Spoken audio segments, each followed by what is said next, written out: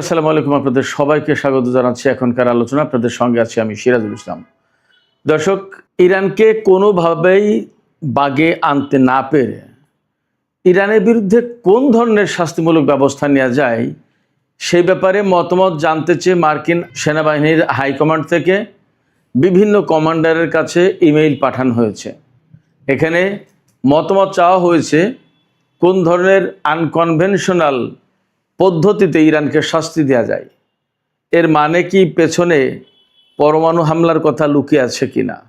এদিকে ইরানের দক্ষিণাঞ্চল দিয়ে যাতে মার্কিন বাহিনী বা ইসরায়েলি বাহিনী ইরানে কোনো রকমের স্থল অভিযান চালাতে না পারে সে ব্যাপারে ইরানের আইআরজিসি স্থল মহড়া চালিয়েছে এবং এই মহড়ায় নতুন আসা অস্ত্র ব্যবহার করা হয়েছে। এই নতুন আসা অস্ত্র মানে কি সেটার একটা ব্যাখ্যা প্রয়োজন। এদিকে আরও খবর পাওয়া যাচ্ছে যে ইরানের কাছ থেকে চীন ড্রোনের প্রযুক্তি নিয়েছে, ব্যাপকভাবে সেই ড্রোন উৎপাদন করবে। বিনিময়ে ইরানকে চীন যুদ্ধ বিমান এবং বিভিন্ন ধরনের অস্ত্র সামগ্রী দিচ্ছে। তার মানে কি? চীন বলছে তারা ইরানকে অস্ত্র দিচ্ছে না, আমেরিকা অভিযোগ করছে। বাস্তবতা কি? এদিকে গত 24 ঘন্টায় সৌদি আরবের পররাষ্ট্রমন্ত্রী দুইবার ইরানের পররাষ্ট্রমন্ত্রীর কাছে ফোন করেছেন। তার মানে সৌদি আরব এখন বিশেষ একটা ভূমিকায় আছে, এটা মোটামুটি ধরে নেওয়া যায়। এদিকে ইরাকের কুর্দিস্তান অঞ্চলে ইরানের সামরিক বাহিনী স্থল অভিযান চালিয়েছে। সেখানে বিচ্ছিন্নতাবাদী কুর্দি বেশ কয়েকজন নেতাকে হত্যা করা হয়েছে এবং অনেককে আটক করা হয়েছে। সুপ্রিয় দর্শক, এছাড়া আরেকটি খবর আছে। আমেরিকার ওয়াশিংটন স্টেটে অঙ্গরাজ্যে ভয়াবহ দাবানলের সৃষ্টি হয়েছে। সেই দাবানলে 600-র বেশি ঘরবাড়ি পুড়ে গেছে। মনে হচ্ছে যেন কয়েকশো ক্ষেপণাস্ত্র নিক্ষেপ করা হয়েছে ওই অঞ্চলে। সুপ্রিয় দর্শক, এই বিষয়গুলো নিয়ে এখনকার আলোচনা। আশা করি ভালো লাগবে এবং আপনারা শেষ পর্যন্ত সঙ্গে থাকবেন। আর ভিডিও যদি ভালো লাগে তাহলে লাইক, কমেন্ট, শেয়ার করবেন এবং চ্যানেলটি সাবস্ক্রাইব করে সাথেই থাকবেন। দর্শক, চলুন আমরা বিস্তারিত আলোচনা করি।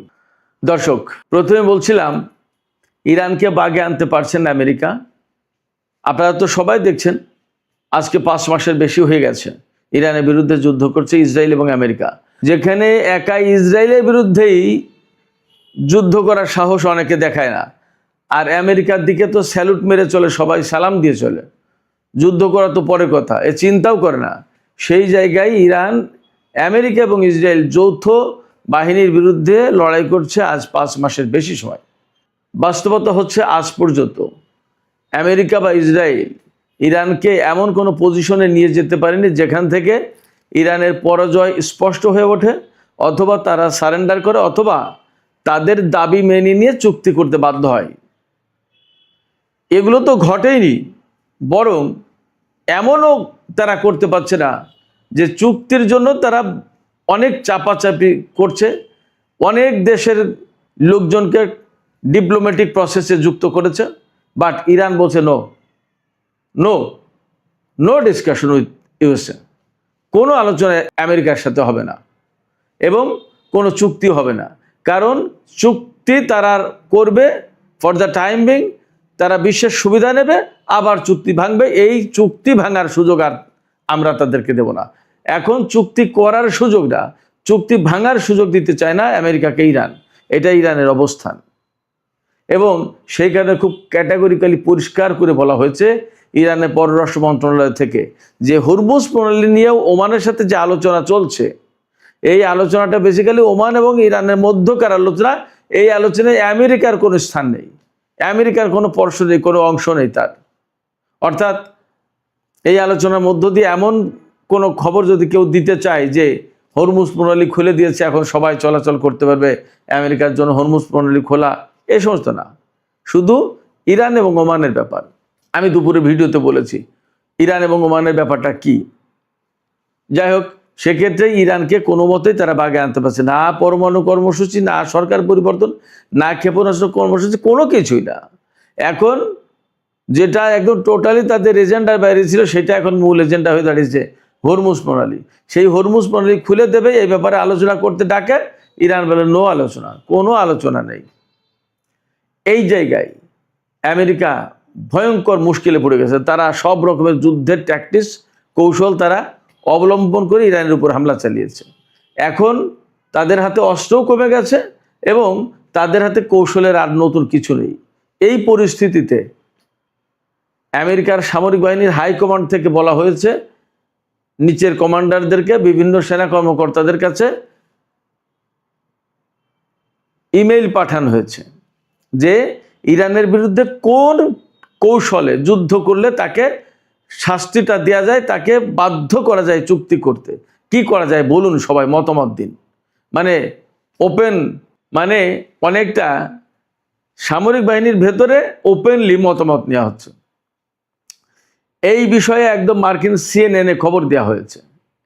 এটা আমি বানিয়ে বলছি না, মার্কিন টেলিভিশন চ্যানেল সিএনএন তার যে ওয়েবসাইট, সেই ওয়েবসাইটে খবরটা আমি দেখলাম। সেখানে বলা হচ্ছে কোনো সেনা কর্মকর্তা বলেছেন, মন্তব্য করেছেন যে এই ধরনের মতামত নেওয়ার ঘটনা একটা নজিরবিহীন ঘটনা, এর আগে কখনো এরকম হয়নি। তার মানে আমেরিকা যেখানে যায় সেখানে তো বোমা মেরে উড়িয়ে দিয়ে সব সাফ করে দেয়, ব্যাস দখল, ক্লিয়ার। ইরানের মতো এরকম গ্যাড়া কলে তো পড়েনি কোনো জায়গায়, যার কারণে এই ধরনের মতামত নেওয়ার আর প্রয়োজন হয়নি তখন। এখন ডোনাল্ড ট্রাম্প, পেন্টাগন, যুদ্ধমন্ত্রী পিট হেগসেথ সবাই কিন্তু তাদের কৌশল মতো, মার্কিন সেনা কমান্ডাররা তাদের সবাই তাদের কৌশল মতো ইরানের বিরুদ্ধে যুদ্ধ করেছে, কিন্তু লাভ কিছু হয়নি। এ পর্যন্ত তারা ইরানকে এমন পর্যায়ে নিতে পারেনি যেখান থেকে ইরান বলতে বাধ্য হয় যে ঠিক আছে, আসুন আমরা আলোচনা করি এবং আমরা একটা চুক্তি করি। ভয়াবহ বিপদে পড়েছে আমেরিকা। তারা বিপদে পড়েছে, তারা হামলা চালাতে গিয়ে হামলা থামিয়েছে, কিন্তু এর মানে এই নয় যে আমেরিকা ইরানের বিরুদ্ধে আর হামলা চালাবে না। তারা একদম ভালো হয়ে গেছে বা সমস্ত সব কিছু মিটমাট করে চলে যাচ্ছে, নট দ্যাট। তারা কিন্তু পাকে পাকে আছে। তারা কোন ফাঁকে হামলা চালাতে পারলে ইরানকে পর্যুদস্ত করতে পারে সেই চেষ্টাই করছে, আমি কয়েকদিন আগে থেকে বলে আসছি। এবং সেই কারণে কিন্তু এই যে খোঁজ করা হচ্ছে যে কোন কৌশলে যুদ্ধ করলে, কোনভাবে হামলা করলে তাকে শাস্তি দেওয়া যায়। সেই জন্য তাদের প্ল্যান তারা ঠিকই ঘোরাচ্ছে ফিরাচ্ছে, এটা ইরান খুব ভালোভাবে বোঝে, জানে। সেই জন্য তাদের প্রস্তুতি তো সব আছেই। এপাশে ইরানের যে দক্ষিণ অঞ্চল, উপকূলীয় অঞ্চল যেটা, এই অঞ্চলে মহড়া চালিয়েছে গতকাল পরশু বা আজকে ইরানের সামরিক বাহিনী, IRGC স্থলবাহিনী। এই মহড়ায় তারা নতুন আসা অস্ত্র ব্যবহার করেছে। এখন এই নতুন আসা অস্ত্র মানে কি? নতুন আসা অস্ত্রের মানে হচ্ছে প্রথম এবং প্রধানত একটা, সেটা হচ্ছে চীন থেকে ইরান বিপুল পরিমাণে অস্ত্র পেয়েছে। এটা মোটামুটি বিপুলভাবে বিভিন্ন সামাজিক মাধ্যমে এসছে। এটা ইরান এবং চীন কারোর পক্ষ থেকে বলার কথা না। আমেরিকা অভিযোগ করেছে, চীন নর্মালি অস্বীকার করেছে। বাট যে অস্ত্র এসেছে তার ভিতরে কাঁধে রেখে ফায়ার করা মিসাইল সিস্টেম আছে, এরপরে আরও বিভিন্ন ধরনের অস্ত্র আছে। কোনো জায়গায় এমন বলা হচ্ছে এইরকম ক্ষেপণাস্ত্র এসে পৌঁছেছে চীন এবং রাশিয়া থেকে, যে ক্ষেপণাস্ত্র পরমাণু ওয়ারহেড বহন করতে পারে, এবং তার পরীক্ষা চালিয়েছে ইরান। জানি না সত্য মিথ্যা, নানান খবর বের হয়, যুদ্ধের সময় কত কিছু হয়। এবং সেই ক্ষেপণাস্ত্র ইউরোপের কেন্দ্রস্থল ব্রিটেন এবং আমেরিকা টাচ করতে পারে। সত্য মিথ্যা জানি না, এরকম খবর বলা হচ্ছে। তবে ইরান যে চীন থেকে সাম্প্রতিক সময়ে বিপুল অস্ত্র পেয়েছে কথা সত্য, এবং সেই অস্ত্রগুলোই IRGC অনেক কিছু ব্যবহার করেছে, মানে সেইগুলো নিয়ে মহড়া দিয়েছে উপকূলীয় অঞ্চলে। তাতে বোঝা যায় যে ইরানও বসে নেই। আমেরিকা যে অ্যাঙ্গেলে, যে কৌশলে যুদ্ধ করতে চাবে ইরানের বিরুদ্ধে, সেই কৌশলে, সেই অ্যাঙ্গেলে ইরান জবাব দেওয়ার প্রস্তুতি নিয়েছে বা নিচ্ছে। আমি সবসময় এই কথাটাই বলে আসছি। আমি একটা এপিসোড করেছিলাম, নিঃস্বপ্নদের মনে থাকার কথা, যে আমেরিকা যদি ডালে ডালে থাকে তাহলে ইরান থাকে পাতায় পাতায়। অর্থাৎ আমেরিকা কোন কৌশল দিচ্ছে তার এক ধাপ আগে গিয়ে, দুই ধাপ আগে গিয়ে সেই কৌশলটা মোকাবেলা বা ব্যর্থ করার জন্য যা করা দরকার সেটা করে ফেলে ইরান। এটা ইরান, তা না হলে ইরান টিকে থাকতে পারতো না। This is reality. এই বাস্তবতা অস্বীকার করার কোনো মানেই নেই। আমি যা দেখেছি, অন্তত আমার বিশ্লেষণে তাই আসে। অনেকেই বলছেন আমেরিকা ইরানের স্থল অভিযান চালানোর মতো এত বড় ভুল করবে না, এটা এত বড় ঝুঁকি নেবে না, একথা বলছে। কিন্তু বাস্তবতা হচ্ছে কি, এটা আমরা সাধারণ লোকজন এইভাবে ভাবি। ডোনাল্ড ট্রাম্প তো এইভাবে ভাবে না। ডোনাল্ড ট্রাম্পের বক্তব্য কি, অ্যাট এনি কস্ট আমার একটা বিজয় চাই। গতকালকে কিন্তু আমি বলেছিলাম গতকালকের ভিডিওতে যে আমি শুধু একটা বিজয় চাই, ইরানে তাকে জিততেই হবে অ্যাট এনি কস্ট। তাতে তিনি হয়তো প্রচণ্ডভাবে কড়া অর্ডার দেবেন যে নো, মার্চ অন, ইরানকে শেষ করো যেভাবে হোক। যদি বলে যে স্থল অভিযান চালাও, কমান্ডারদের তো আর কিছু করে না, তাই হয়তো তাই করতে হবে। সেখানে কি পরিমাণে মার্কিন সেনা মারা যাবে কি যাবে না সেটা পরে ব্যাপার। ডোনাল্ড ট্রাম্পের এতে কিছু আসে না, তার একটা বিজয় প্রয়োজন। এই বিজয় প্রয়োজন, এই জন্যই ইরানকে শিক্ষা দেওয়া হবে কোন পদ্ধতিতে করা যায়, আনকনভেনশনাল সিস্টেম কি, অর্থাৎ অপ্রচলিত পথে ইরানকে শিক্ষা দিতে হবে। অপ্রচলিত পথ, সহজ পথ যেটা, সেটা হচ্ছে পরমাণু হামলা। এর বাইরে আর কি আছে আমি জানি না, দেখা যাক কি হয়। তবে আমেরিকা ইরানের ব্যাপার থেকে হাত গুটিয়ে নিয়েছে, একথা বলার কোনো মানে নেই, কোনো সুযোগ নেই। তারা ইরানের উপর হামলা চালানোর জন্যই নানা রকমের ফন্দি ফিকির করছে। এদিকে আমি আরেকটা খবর বলেছিলাম, ইরাকের কুর্দিস্তান অঞ্চল, ইরান থেকে পশ্চিমে গেলে উত্তর পশ্চিম ইরাকের যে কুর্দিস্তান অঞ্চল, ওই এলাকায় এরবিল এবং সুলাইমানের নামে দুটো এলাকা আছে, সেখানে ম্যাক্সিমাম কুর্দি বসতি। সেই কুর্দিস্তান অঞ্চলে গিয়ে ইরানের বিচ্ছিন্নতাবাদী কুর্দিরা থাকে এবং সেখান থেকে ইরানের বিরুদ্ধে নানা রকম ষড়যন্ত্র করে, বিভিন্ন রকমের অভিযান চালায়, নাশকতা চালায়, নানা কিছু। এরা বেসিক্যালি বিচ্ছিন্নতাবাদী।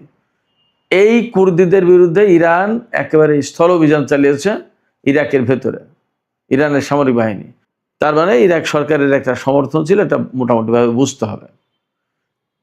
তারপরে এই অভিযান চালিয়ে সেখানে 8 জন অন্তত কুর্দি কমান্ডার, বিচ্ছিন্নতাবাদী কমান্ডার 8 জন কমান্ডার মারা গেছে এবং অনেককে অ্যারেস্ট করেছে, আর অনেক ক্ষয়ক্ষতি হয়েছে। তবে খবরে দাবি করা হয়েছে যে ইরানের একজন সেনা সদস্যও হতাহত হয়নি, একদম খুব সুষ্ঠুভাবে সুন্দরভাবে অভিযান পরিচালনা করতে পেরেছে। এদিকে ইরান এবং আমেরিকার মধ্যে যখন এরকমের প্রচণ্ড রকমের উত্তেজনা, অচল অবস্থা, হরমুজ প্রণালী বন্ধ প্রায়, গত রাতেও সেখানে একটা জাহাজে ইরান হামলা চালিয়েছে। আমেরিকা নিরাপত্তা দেওয়ার নাম করে ওমানের উপকূল দিয়ে ওই জাহাজ বের করে নিয়ে যাওয়ার চেষ্টা করছিল, ইরান তাতে হামলা চালিয়েছে। ওই জাহাজ সেখানে স্টাক অবস্থা আছে, আটকে আছে। তো অবস্থা যখন এমন, তখন সৌদি আরব দফায় দফায় ইরানের পররাষ্ট্রমন্ত্রীকে ফোন করছেন। ইরানের পররাষ্ট্রমন্ত্রীকে গত 24 ঘন্টায় 2 বার ফোন করেছেন সৌদি পররাষ্ট্রমন্ত্রী। এই যে আলোচনা 2 বার ফোন করলেন, এতে মূলত আলোচনা যা হয়েছে তা হচ্ছে এই যে কিভাবে ইরান কূটনৈতিক উপায়ে একটা সমাধানের দিকে যায়, সেই ব্যাপারে তিনি বারবার সাজেশন দিচ্ছেন, সেই ব্যাপারে তিনি বারবার অনুরোধ করছেন। এই অনুরোধ কখন করছেন তিনি? যখন ইরাকে সৌদি আরব গায়ে পড়ে হামলা চালিয়েছে এবং যেখান থেকে ইরানের 4 জন আইআরজিসি সদস্য মারা গেছে। আইআরজিসি বা ইরান এটা মনে রাখবে না? সৌদি আরব এখন যতই ভালো সাজার চেষ্টা করুক, ইরান কি বিষয়টা ভুলে যাবে? শুধু তাই না, সৌদি আরব ইয়েমেনের উপর হামলা চালিয়ে ইরানের বিমান যখন ইয়েমেনি নাগরিকদের নিয়ে গেল, কয়েকজন লিডারকে নিয়ে গেল, তখন 2 দফা আসার সময় যাওয়ার সময় 2 দফা ইয়েমেনের উপর হামলা চালালো এবং সেই ঘটনাকে কেন্দ্র করে আজকে ইয়েমেনের সাথে সৌদি আরবের নতুন করে যুদ্ধ পরিস্থিতি তৈরি হয়েছে। এমনকি বাবার বান্দে প্রণালী, লোহিত সাগর বন্ধ করে দেওয়ার ব্যবস্থা হয়েছে। সৌদি আরব যদি এই কাজগুলো না করতো তাহলে হতো না, কি প্রয়োজন ছিল? এখন সৌদি আরব ইরানকে দিয়ে কূটনৈতিক প্রক্রিয়া শুরু করার চেষ্টা করছে। তাদের কূটনৈতিক প্রক্রিয়ার খবরটা কি? এবং এই যে 15 জাতির একটা জোট গঠন করলো ইয়েমেনের বিরুদ্ধে যুদ্ধ করবে বলে, ইরানকে বলে যুদ্ধ করো না, আর নিজে জোট গঠন করে ইয়েমেনের বিরুদ্ধে যুদ্ধ করার জন্য। এটা কেমন দ্বিমুখী নীতি? এই বিষয়গুলো ইরান বোঝে না তা না। এদিকে আজকেই ইরানের আইআরজিসি খুব নতুন ডিফেন্স সিস্টেম দিয়ে আমেরিকার একটা MQ-9 রিপার ড্রোন ধ্বংস করেছে।